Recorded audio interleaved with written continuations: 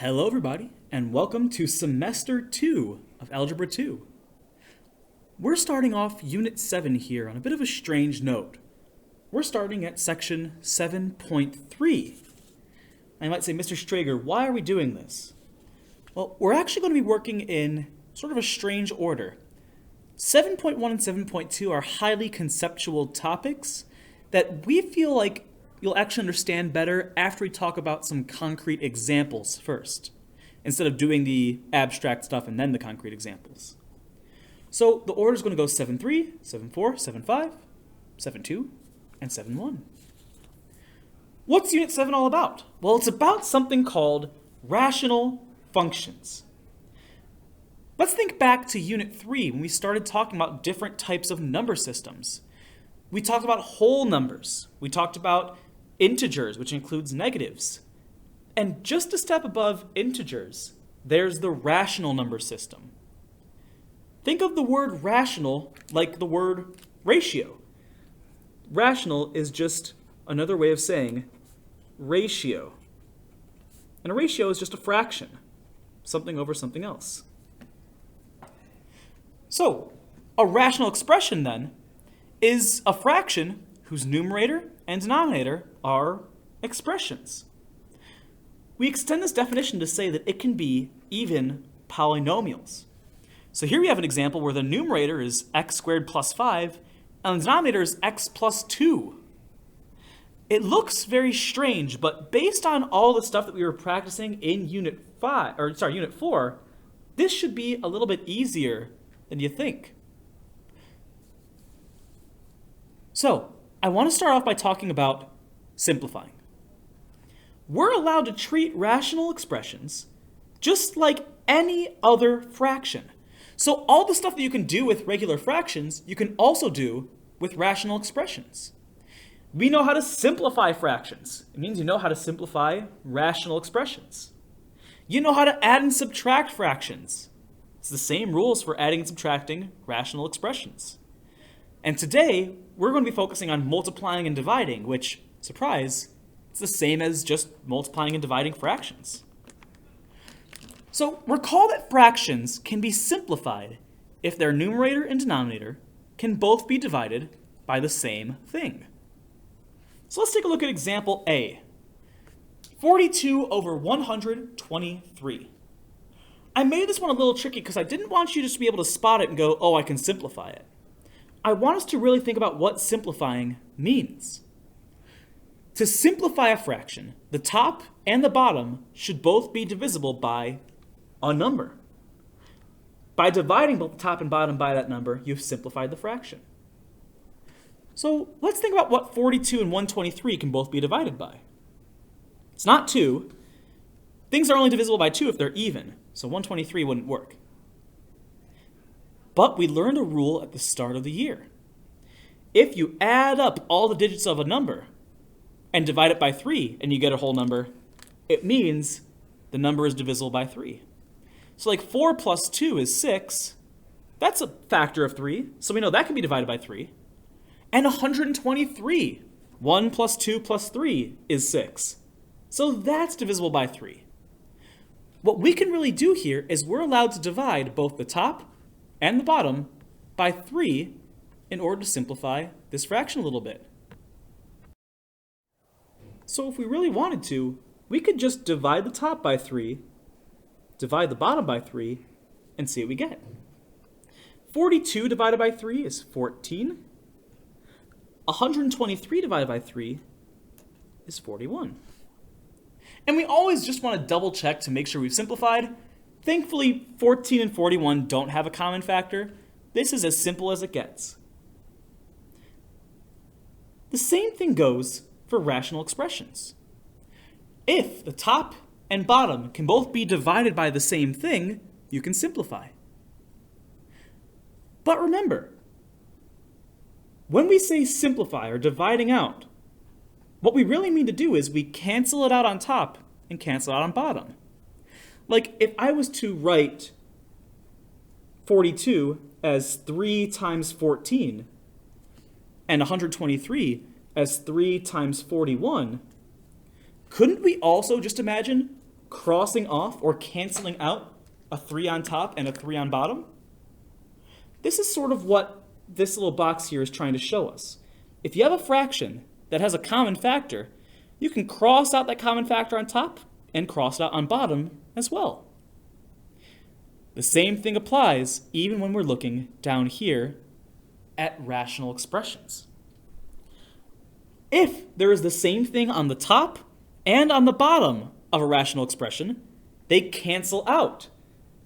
X plus 1 and x plus 1 would cancel out, leaving us with just 4 over x plus 3. That's simplified. That is our answer. There's going to be another rule we talk about with this later, but the idea is just cancel out what they have in common. Well, what if I gave you a problem like problem C now? Now this is a little bit weird. Let's ask ourselves, is there anything that can be simplified, meaning the numerator and denominator are both divisible by something, and is there anything that can be crossed off or canceled out? Well, we notice that 6 and 2 are both divisible by 2. So can't I just write this as if we divided this by 2 and divided this by 2? 6 divided by 2 is just 3. So it's 3x minus 4 times 3x minus 2. And 2 divided by 2 is just 1. So we can imagine it disappears. Something else I'm going to do for clarity's sake is instead of having x minus 4 squared, I'm going to write it as x minus 4 times x minus 4, so we might be able to see a little bit better how it cancels out. Since there's an x minus 4 on top and on bottom, we can cross them out, canceling them, and what we're left with is our answer. Our answer is 3 times 3x minus 2 divided by x minus 4. Generally, I'm not going to ask that you multiply this out. This is as simple as it gets in my eyes. You don't need to worry about multiplying the 3 by everything. Perfect. Now, we were lucky.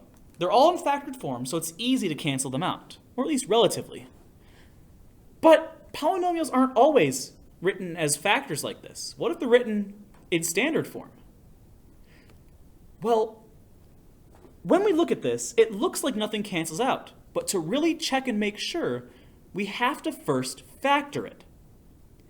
If we factor x squared plus 7x plus 12, I know this is an example I've done quite a bit, we ask ourselves, what multiplies to make 12 and adds to make 7? Well, it's 3 and 4. So what we did is we factored our polynomial on top here as x plus 3 times x plus 4. And now we see that there is a cancellation. X plus 4 and x plus 4 cancel out. We'd just be left with x plus 3 as our answer. In fact, we don't even need the parentheses. So, by factoring, you might discover some new factors that can be canceled out. So it's super important to check if you can factor first, which is where example 2 comes from. What I'd like you to do is I'd like you to pause the video. Try to see if you can factor all these polynomials in standard form and see if you can simplify them on your own. I'm going to be talking about example A together, but example B and C I'm going to be putting up the solutions for in just a moment. Pause the video and try them out.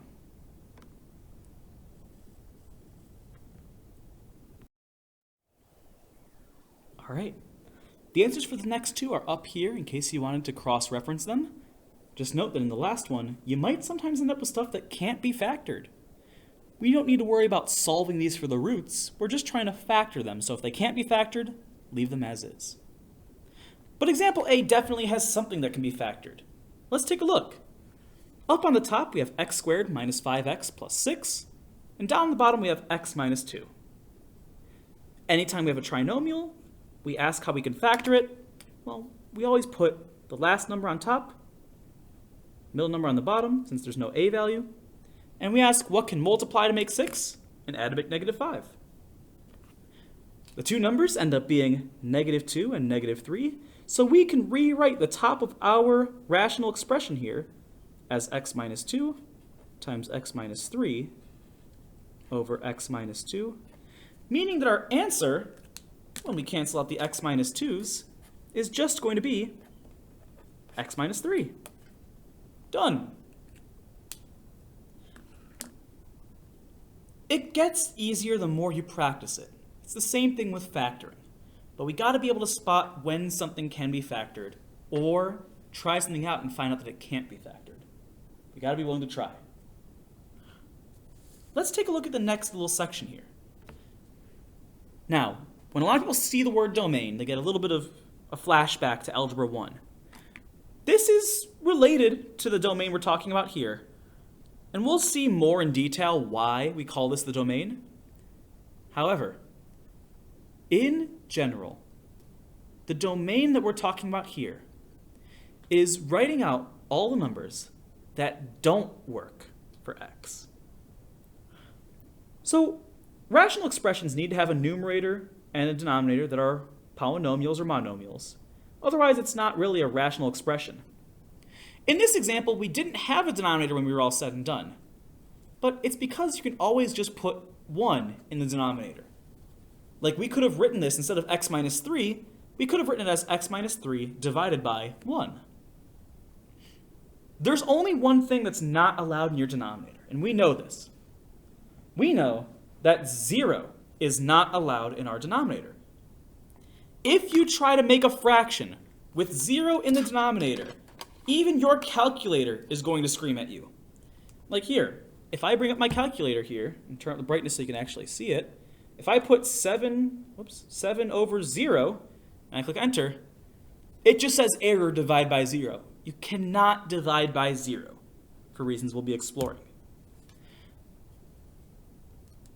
Well, let's think here. Because there are some numbers that x could be that would make our denominators 0. Here's the deal. In order to prevent our denominators from having a 0, we have to restrict our domain. Whatever values make the original, I'm going to highlight original, denominator equal to 0 will be part of our restricted domain. When we say original, we mean at the very start of the problem. To state the domain of these functions, you should write that x cannot equal those values. Again, you only need to list values that would make the original denominator 0. If your simplified version has something that would make the denominator 0, and it was already in the original, you don't need to list it.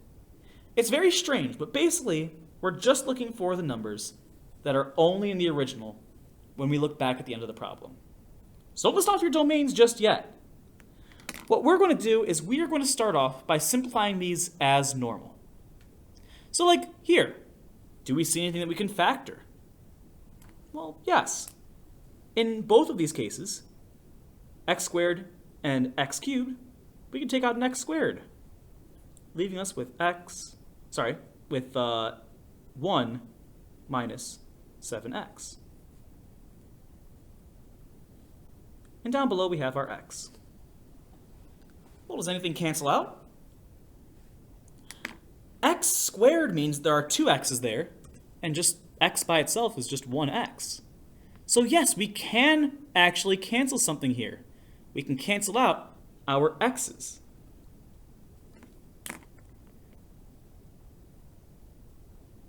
However, there's still going to be an x left over on top. I shouldn't have crossed out both of them, really. I should have just crossed out the exponent. What we'd end up with is we'd end up with x times 1 minus 7x, and that would just be our answer. However, we then look back at the beginning of the problem and say, what would make the denominator 0? Well, in this case, if x equals 0, then the denominator would be 0, and that's not allowed. So we would also then write, this is our answer, but also that x cannot equal 0. That's just how we write out our answers. You list off what it simplifies to, and then list off what x cannot be. Let's take a look at the next one. This next one, we can factor the top. And we notice there are 4 terms. So how do we factor something with 4 terms? We factor by grouping. What can we take out of the first group? X cubed minus 7x squared. Well, we can just take out an x squared, leaving us with x minus 7. And what can we take out from negative 4x plus 28? We take out the negative 4, and when we divide everything by negative 4, we get negative 4 times x minus 7. So here we go, negative 7, x minus 2, x plus 5, just like before. To finish the grouping, we then put the terms we took out together and the terms in parentheses together, giving us the following. We get on top that one of our factors is x squared minus 4. The other factor is x minus 7. And down below, we have negative 7, x minus 2, x plus 5. But, Mr. Strager, nothing cancels out. It's because we're not done factoring. Remember to always check to see if you have a difference of squares pattern. We know this difference of squares can be factored as x minus 2 times x plus 2, since they're both perfect squares. Of course, that still times our x minus 7, and it's all over negative 7, x minus 2, x plus 5. What can we cancel out? Well, we can cancel out an x minus 2 here and here. So our final answer for this problem is going to be x plus 2 times x minus 7 over negative 7 times x plus 5. And what's our restriction? What's the only thing that we canceled out? We canceled out x minus 2. That's the only thing that was in the original, but was not in our final answer. So, since we canceled out x minus 2, since that was in the original, that's not in our final answer, we write that x cannot be 2. Because if x is 2, 2 minus 2 is 0, and that wouldn't work. That's how we tackle these types of problems. C is a challenge problem I'd like you to try on your own if you're up for the challenge. My hint for this one is, this is a problem you'll have to take apart and put back together again. Down below, we're also going to talk about multiplying and dividing rational expressions. Just like how we're allowed to multiply and divide fractions, we can do it for rational expressions too. Multiplying and dividing fractions is a little easier than adding and subtracting them, so we're going to talk about that today. And 7.4 is going to be adding and subtracting. So, how do you multiply fractions? If I wanted to multiply together 7/8 times 3/2, the way we multiply fractions, as a reminder, is we multiply straight across. Numerator times numerator, denominator times denominator. This would be 21 over 16. And of course, we want to check to see if anything simplifies. In this case, it doesn't. You're allowed to do the same thing with rational expressions. Just multiply the numerators together and multiply the denominators together, and you'll be good to go. The hint I have for multiplying is, don't simplify almost anything. Keep it unsimplified at first so you can see if stuff cancels out. So let's take a look at a couple of these. First off, 3/5 times 12/8. We know to multiply across, giving us 36 over 40. But these can both be divided by 4, giving us 9/10. We're going to do the same thing with these. We're going to see what we can multiply the 2 on top and 2 on bottom to get, then simplify. So let's do it. On top, we have 5x squared y cubed times 27x to the 5th. Recall that when we multiply these strange monomials together, the whole numbers multiply with the whole numbers. So 5 times 27 is something that we're trying to do on top. I checked my calculator, and 5 times 27 is going to give us 135. So we can say that there's going to be a 135 on top. Before I do this problem, I want to let you know something. If you are clever enough with your simplifications, you can make this problem easier. You could write out 135 on top and then find the rest. But there's an easier way, because I don't like dealing with numbers like 135. The easy way is this. If you spot anything in the numerator or denominator that can simplify or cancel out, do it now to make your life easier. So I'm looking at my numerators and denominators, and I'm seeing a 5 and a 15. How can we simplify those? We can divide both of them by 5, giving us, that cancels out, and 15 divided by 5 turns into 3. Okay, we're onto something here. Can we do the same with some other numbers here? We sure can. Because 27 and 3 are both divisible by 3. 27 divided by 3 is 9. 3 divided by 3 is just 1, so that cancels out. We're good to go there. And hang on a second. I think we've unveiled something else we can simplify. 9 and 3 also simplify. What's 9 divided by 3? 3. And 3 divided by 3 cancels out. So instead of dealing with a 135 over 45, we've just turned it into the number 3, straight up. It makes it easier if you can simplify right away. But just in case you didn't catch all that, I'll write out what the originals were up here. Now, let's ask ourselves, what else can be simplified in B? What else can we cancel out right away? Well, recall that when we are canceling out variables with exponents, multiplying two variables with exponents together adds them up. So like x squared times x to the 5th will just be x to the 7th if we were doing this in the multiply first, simplify later way. And of course, with y to the 3rd, not having anything to multiply with, it would just be y to the 3rd. Similarly, on the bottom, we could write that x times x to the 4th is x to the 5th, and that y to the 4th times y is y to the 5th, and then simplify this mess. I'm choosing not to do this path because I want to show you the shortcuts here. Everybody, when you multiply numbers like this, they add to each other. When you have an exponent divided by an exponent with the same base, you can subtract them. So x to the 5th over x to the 4th, we can almost imagine it being written out as 5x's over 4x's. What cancels out?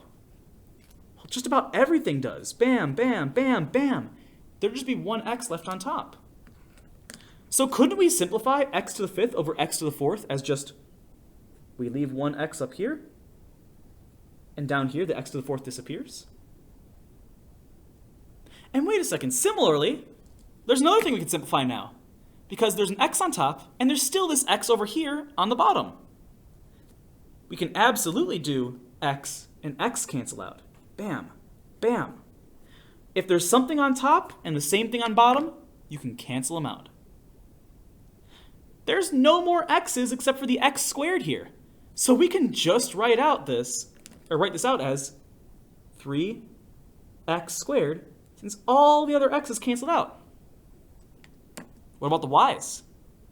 Well, we've got y cubed up here, y to the 4th down here. Can't we just cancel out a cube and a 4th and just write one y on the bottom? We sure can. And since we have one y on bottom and another y on the bottom, we can rewrite that as y squared. Done. If you're not following along the simplification, try multiplying first, then simplifying later. The problems are a lot quicker if you can see these simplifications, but if not, you can still do it from this version of the problem too. Like 135 divided by 45, that's an even factor of 3. X to the 7th over x to the 5th, that's like 7 x's minus 5 of them. That's just an x squared. Y to the 3rd over y to the 5th, well, 3 minus 5 is negative 2, so we learned in Algebra 1 that just means we put y squared on bottom. Same answer, different process. I'm going to leave C for you to do on your own, just for the purposes of time, because I want to talk about how to divide. Dividing is a lot like multiplying. However, there's one change. To divide two rational expressions, dividing fractions is weird. Instead, we learned all the way back in middle school to keep, change, flip. Keep the first bit the same, change the division into multiplication, and flip the last one. That's how we keep, change, flip. So if we wanted to do 2/3 divided by, let's do 5/3. We would keep the 2/3, change the division to multiplication, and flip 5/3 to be the reciprocal, 3/5. A 3 on top and a 3 on bottom cancel out. We'd be left with 2/5. Right? Well, the same thing works for polynomials as well. You're allowed to keep, change, flip, and you are encouraged to keep, change, flip. It's just that the polynomials are a bit longer. The rational expressions are a bit longer. So in problem A, we could keep this entire first polynomial exactly the same. 4x minus 2, x plus 3 over 6. But over here, instead of dividing by our second rational expression, we can instead choose to multiply by its reciprocal. We flip the top and the bottom. So instead of 3 times x plus 1 being on bottom, we put it on top. And instead of x minus 2, x plus 3 on top, we put it on the bottom. Now we can multiply like normal. But remember, it is often easier to first see if things will cancel out. And in this case, they definitely cancel out. Let's take a look. We have an x minus 2 on top and x minus 2 on the bottom, so those will be gone. X plus 3 on top, x plus 3 on the bottom, so those two will also be canceled out. All that's left is 4 times 3 divided by 6. We can simplify a couple of these to make it easier for us to see what happens. Like, for instance, 3 and 6 can simplify. They're both divisible by 3. When we divide by 3 by 3, it cancels out. 6 divided by 3 is 2. And I see that we can also now do one more simplification. 4 divided by 2 simplifies. They're both divisible by 2. 4 divided by 2 is 2. 2 divided by 2 cancels out. Everybody, look at how much easier it is once you can cancel. All we're left with, the only things that are left are this 2 and this x plus 1. Our answer is 2x plus 1. However, we did learn something that we have to follow through with. We learned that any time you get rid of something, you get rid of a factor from the beginning, you have to write out all of the different restrictions. Everybody, we canceled out an x minus 2 and an x plus 3. Those are considered part of our original problem because this is the factored form when we were multiplying it. Anytime you cancel out something that was there at the beginning and is no longer there at the end, you have to write out those restrictions.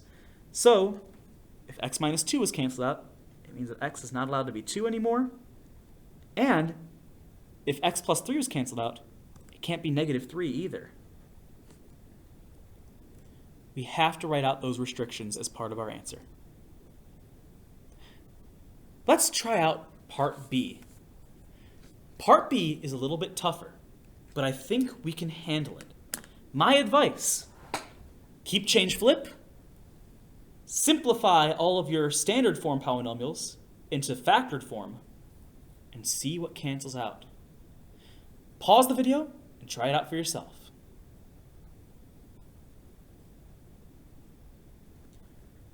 Hopefully you've had a chance to check it out. Let's see it together.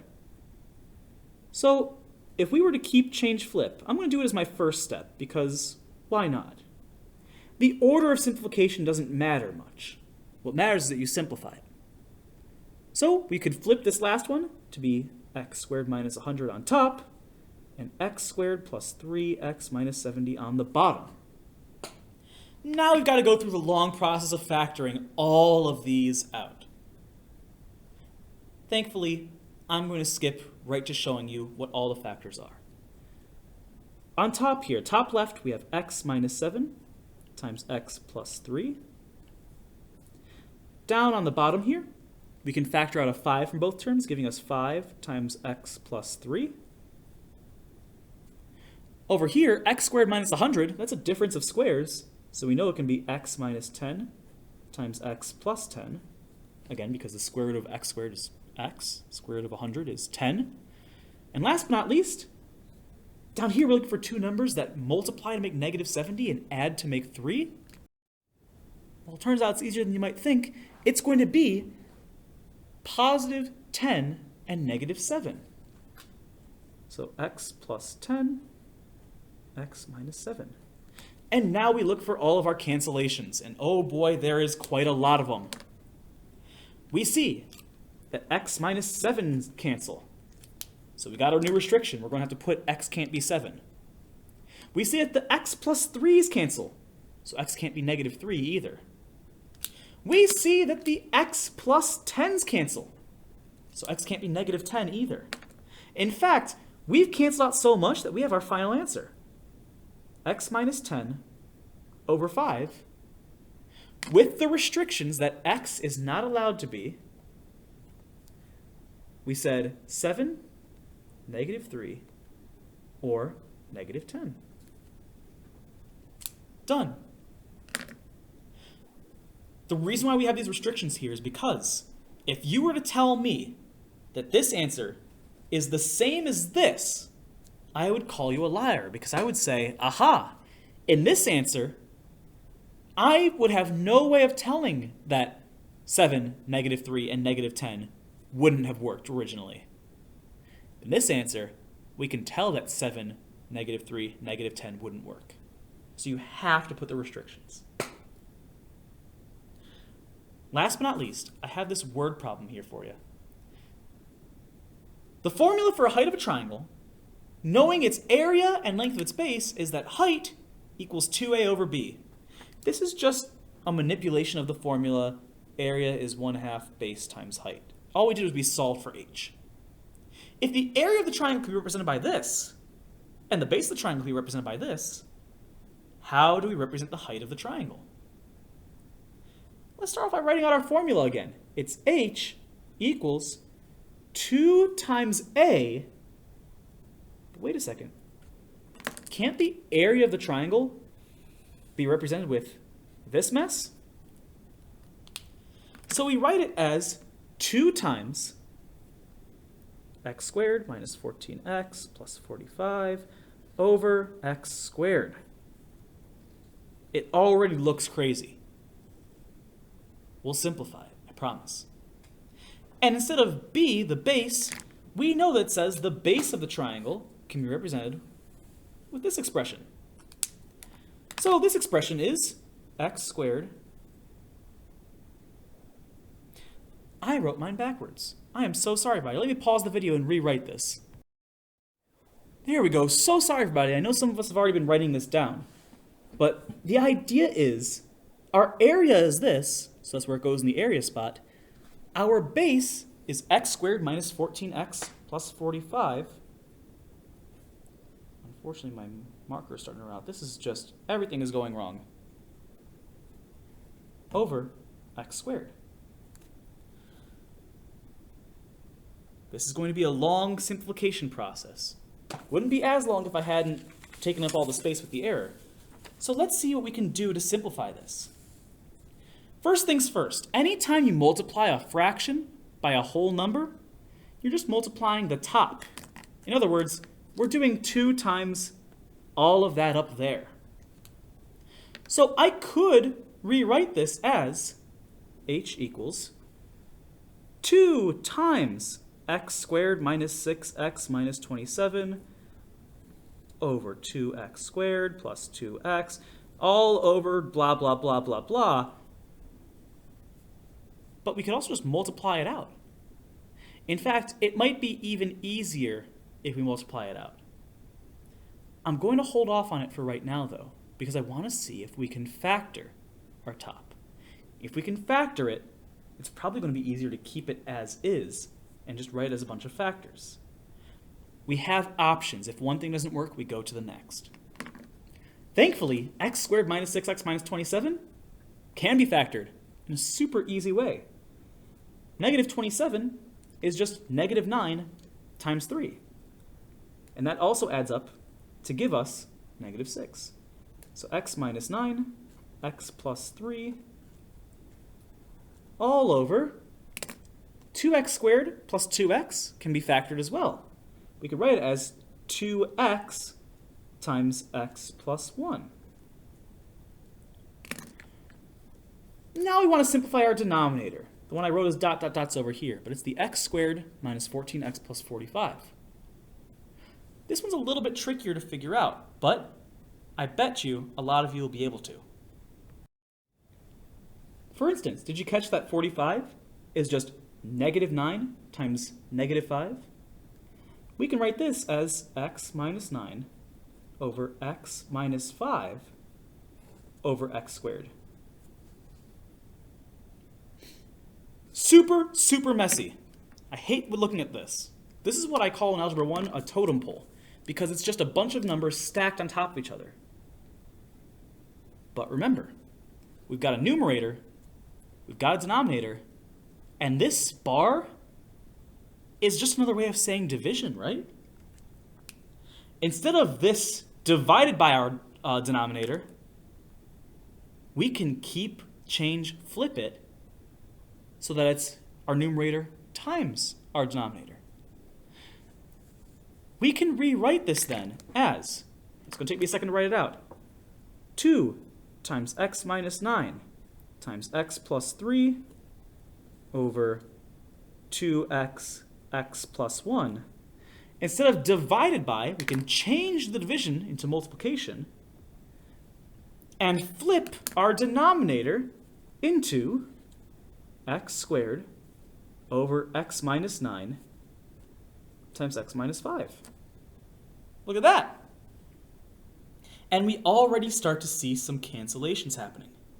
First off, 2 and 2. They cancel out perfectly. Next, we might see that x squared and x, well, it would just completely cancel out this x, and it would turn x squared into just x. Third, you might have seen that x minus 9s are in both of them and can cancel out. So our final answer could really be written out as x plus 3 times x. I'm going to write it as x times x plus 3, just because it looks a little nicer, divided by x plus 1 times x minus 5. This, then, is almost how you would write out the height of the triangle. But we have to remember, any time we cross off something, or specifically an x in the denominator, we have to write a restriction for it. If x minus 9 was in the denominator, it means that x can no longer equal 9. And don't forget, if x is in the denominator, that means that 0 is also restricted. Because if x was 0, that'd make the whole denominator 0. That is our answer. Thank you so much for watching, everybody. If you have any questions, let me know. But until next time, take care.